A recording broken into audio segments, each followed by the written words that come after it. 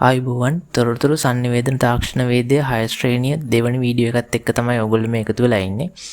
අද අපි බලමු පරිගණක සංරචක මොනවද කියලා. පරිගණකයක් කියන්නේ විවිධ කොටස් එකට එකතු වෙලා හැදිච්ච යන්ත්‍රයක්. මේ කොටස් එක එක කරන කාර්ය අනුව වර්ගීකරණය කරන්න පුළුවන්.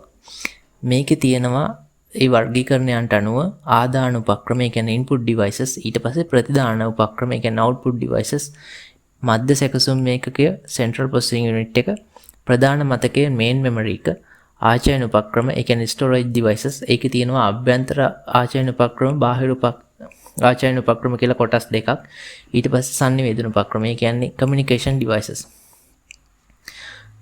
අපි බලමු ආදාන උපක්‍රම කියන්නේ මොනවද කියලා. ආදාන උපක්‍රම කියන්නේ පරිගණකයට දත්ත හා උපදෙස් දෙන්න පාවිච්චි කරන උපාංග. මේක උදාහරණ විදිහට mouse එක, keyboard එක, microphone එක, web කැමරාව, තීරුකේත කියවන ඒ කියන්නේ barcode reader එක, scanner එක දෙන්න පුළුවන්.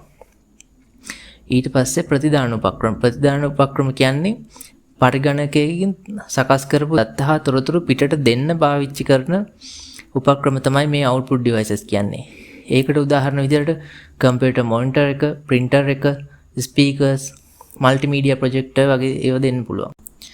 ඊළඟට central processing unit එක කියන්නේ මධ්‍ය සැකසුම් මේකක. මේකෙන් කරන්නේ පරිගණකයට දෙන උපදෙස් අනුව දත්ත සකස් කරන එක තමයි central processing unit එකෙන් කරන්නේ.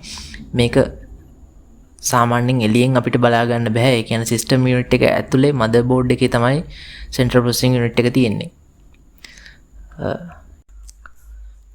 ප්‍රධාන මතකය කියන්නේ පරිගණක ක්‍රියාත්මක වෙනාට දත්ත තොරතුරු උපදෙස් තාවකාලිකව මතක තියාගන්න පාවිච්චි කරන උපකරණය. මේක ප්‍රාථමික මතකය කියලා හඳුන්වනවා. නැත්නම් සසම්භාවී ප්‍රවේශ මතකය. random access memory නැත්නම් RAM කියලා හඳුන්වන්නේ මේකට. ඊගාවට තියෙනවා ආචයන උපක්‍රම. ඒ කියන්නේ storage devices. මේකෙන් කරන්නේ තොරතුරු දත්ත උපදෙස් නැවත පාවිච්චි කරන්න පුළුවන් විදිහට ගබඩා කරලා තියාගන්න එක.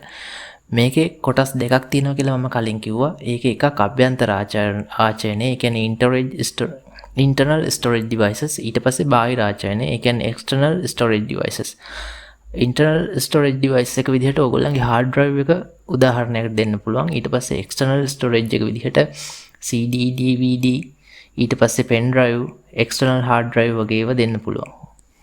ඊළඟට sannivedana උපක්‍රම. ඒ කියන්නේ පරිගණකයේ තියෙන දත්ත තොරතුරු හුවමාරු කරන්න තමයි මේ උපක්‍රම පාවිච්චි කරන්නේ.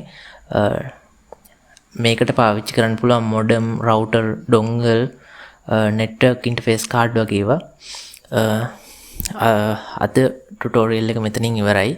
ඊගා වීඩියෝ එකෙන් හම්බෙමු. Thank you.